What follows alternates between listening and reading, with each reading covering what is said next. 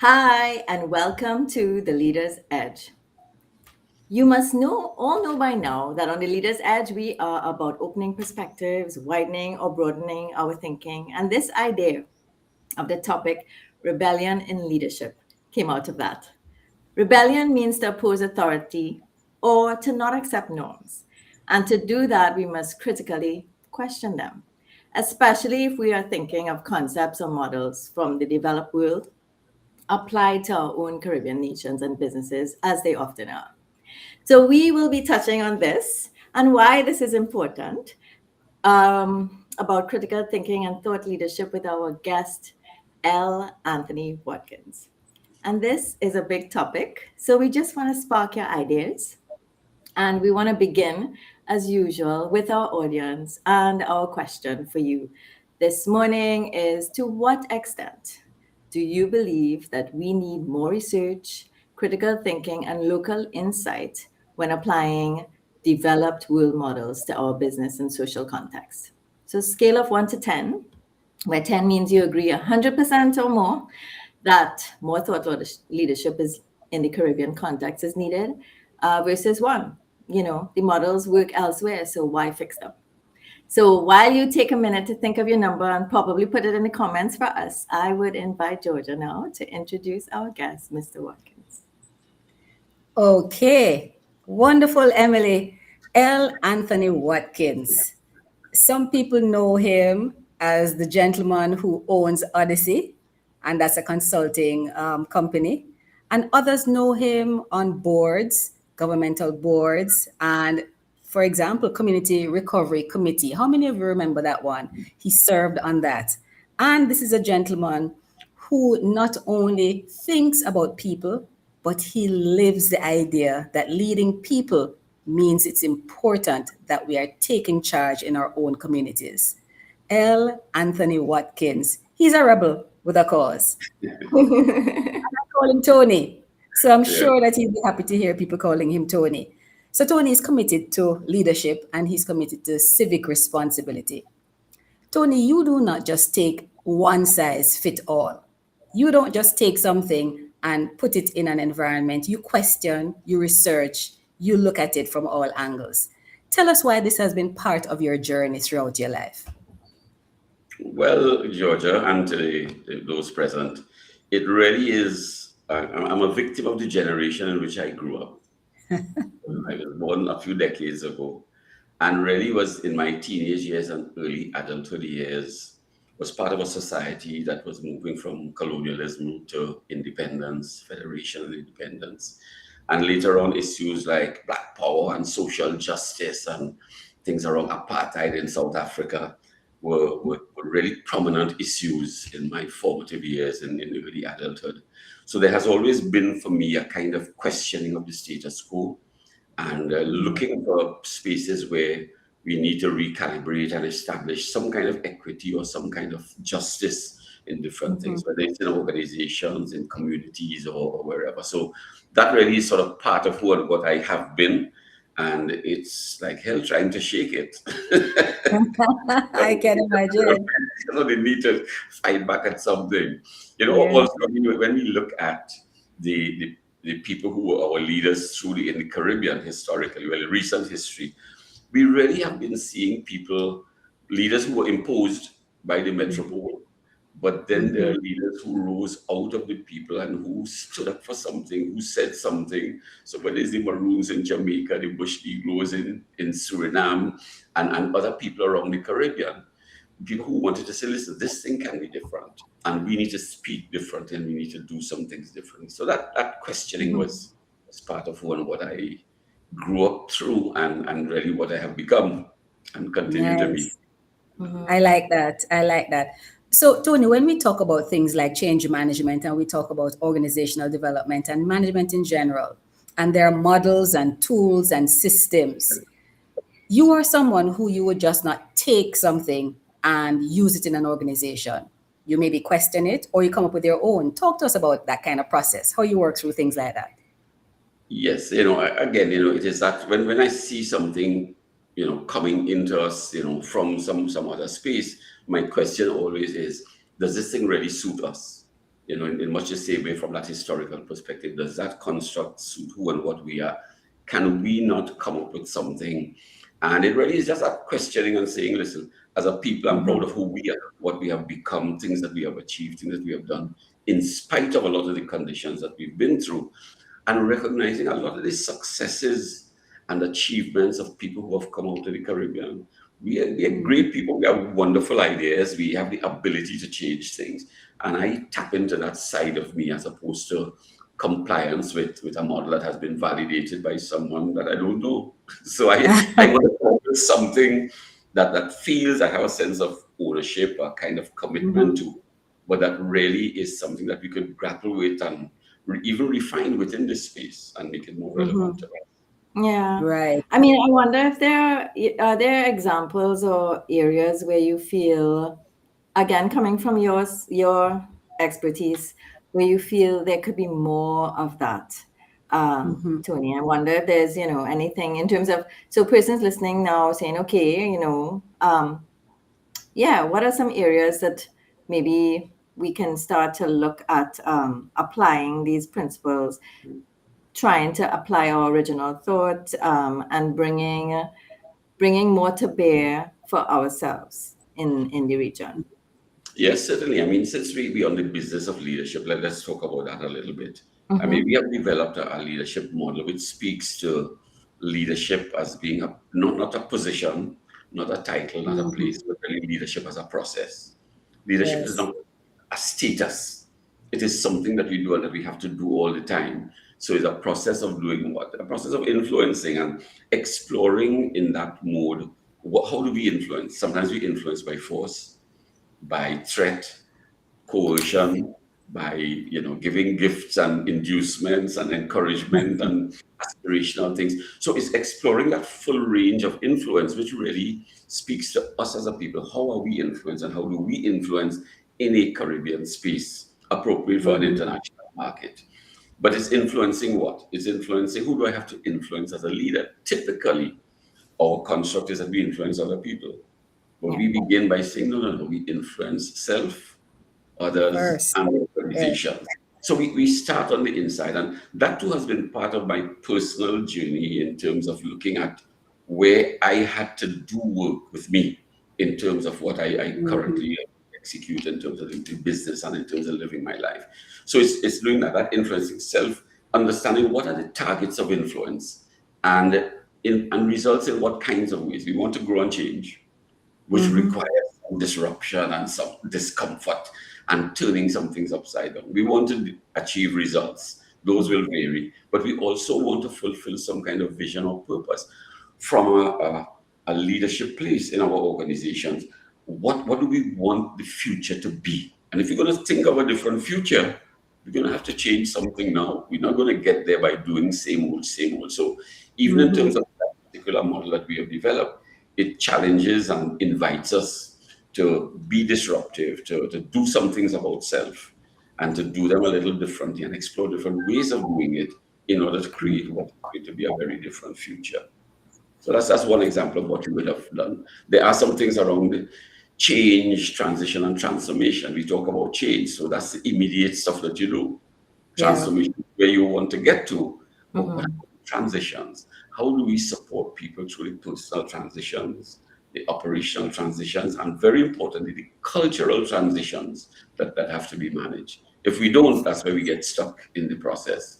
So those are some of the ways that we have sort of developed our own models around that. I can go on and on.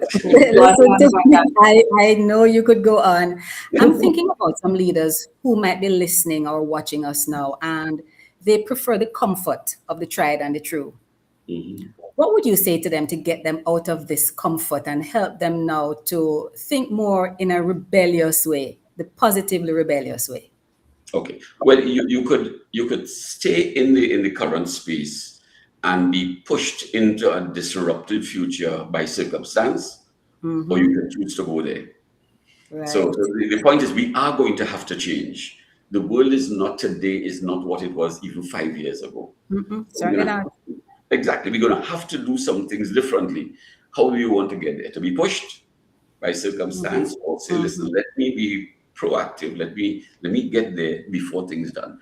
And you know, the rebellion really is one, not so much of what you could say, not opposing, but how do Right. we propose alternatives, differences? How do we go to different perspectives, stand in a different place, and see what we might from there, and invite Yeah. ourselves to be part of creating that. Yeah, and I like that because that is one of the things I wanted us to touch on when we think of, as Georgia put it, positive rebellion, and critically analyzing things and bringing research to bear, not just opinion and not just complaints. Because, you know, we can get into this critical space of always criticizing and, you know, not really adding to what else can be there, what other possibilities, what ideas. So if I don't like it this way, or we see that X wouldn't work, what are the reasons why X wouldn't work? So some research, some actual data that we can show why it wouldn't work, not just that we think it wouldn't, you know, because, you know, I mean, there's a space for gut feel, but Yes. I think it's important to also get a discipline of looking at data and research to Yes. inform why we want to make a change so that it makes sense and we can explain this change and then allow and influence people to come along and to try a different approach around the same principles that we might be using out of the old models that we are seeing, you know? You know, when we think about it, I mean, we really, in a lot of ways, looking at the world from where we stand. You know, I shared a little bit that I look at the issue of leadership and my role from a socio-historical perspective, the time when I was born, the era through which I grew up. And that's one perspective. But there are some other people in our space who are growing and living in a very different kind of world, a Yes. technologically, advanced and more detailed kind of world in which they live. So there is, for example, what invites me to do this is the whole notion of perspectives is something that I think about when we talk about having a mindset. I challenge, and of course, I've written some things about this, so it's really, in a sense, a concept that I've done some work on. We talk about mindset. Now, what is a set? A set means sameness. Set means not moving, as in concrete. That's set. You know, adopting a position where you're set and you're waiting for something to happen. I challenge that. Set is not doesn't help me. You know, I don't get it. So I will think a lot about developing a mindscape. And having a mindset, let's explore our mindscape. And our mindscape says, yes, I may stand in this place at this point, but if I go further up the hill to the mountaintop, what do I see? It's a different scape.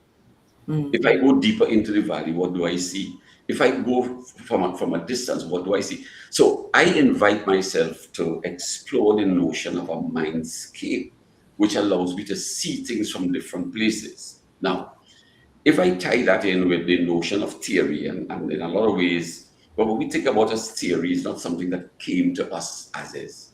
Theory comes out of what originally is called grounded theory. We experience things on the ground. We see things operate in a certain way. We see things connect. And then we start to form, we draft hypotheses and positions, and then we test those and we see this is not like that, so we refine. So sometimes when we get a theory or a model, we think that it is this lofty, perfect thing that has been constructed, but really Yes. what to come from lived experience that has been refined to a particular place. So my approach would be look at your experiences, what are we learning from them? Allow yourself to explore your mindscape and see things from different places, through different eyes, and on the basis of that, craft something that is appropriate to where you have been and importantly where you want to go. So that is the thing I would advocate. That Oh, appeals. Tony, we love that. We love that. Emily, the mindscape, like The that. minds, the Yes. mindscape might be a Yes. way And to sort of advocate for or utilize this rebellion. Bring yeah. it in, bring it in Yes. so that we question. I think that's where we're coming to. We question, we interrogate things, we look at what is working, what is not working, and how can we get better, and always with that vision as Tony is saying, Right. where we want to go. What is the future that we want to create, as opposed to the future that will be created regardless of Yeah, others. when you explore the mindscape, even if you go back to your original position, your mind has shifted and included some other things. You cannot possibly be the same way The that you were. same again. Once the mind has Yes. gone to that other place, you cannot unlearn it and unsee it. It So can never be the same again. there's a difference, something that is sort of calling you to do some things a little different, to design differently, keep something differently. Yeah.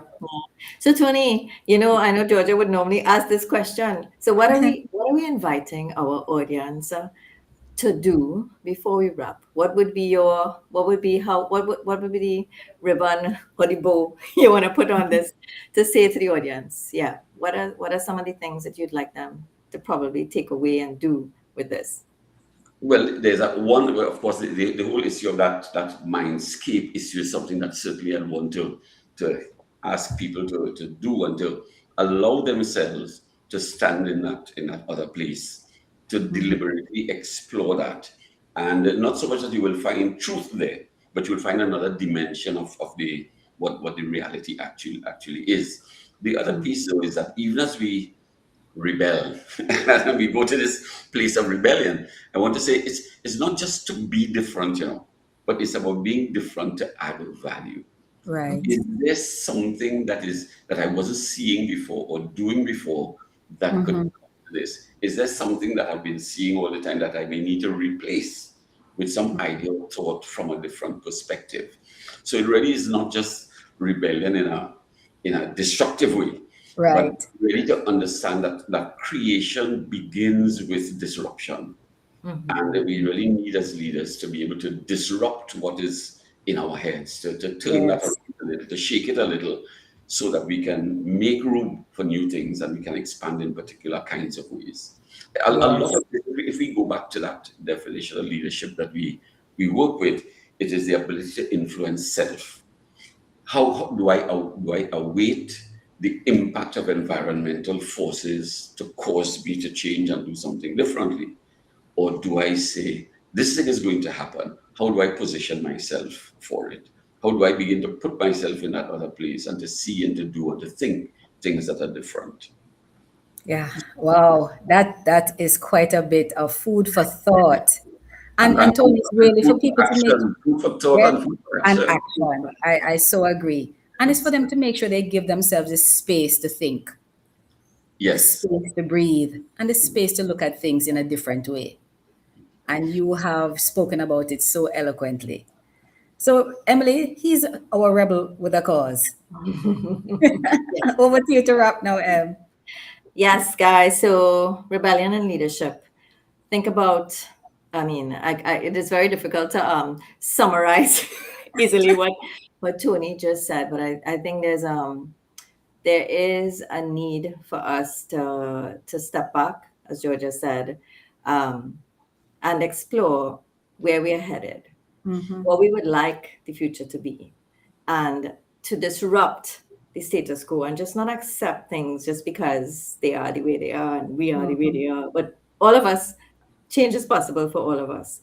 And the interesting thing is, how do we allow ourselves to make that translation or that transformation, that step, to allow those changes to come to? But it has to first come from thinking, from thought, and that creation process. So let's all get rebellious in a good way on this Monday morning in 2026 at the start of this year, because we need that, because change is here. Yep, whether we like it or not, change is here. Yeah. L Anthony Watkins, thank you so much, sir. It was our pleasure hosting you. We appreciate it. Pleasure Have meeting a you all. wonderful day to everyone who's watching. Yes. Take care. All right. Bye.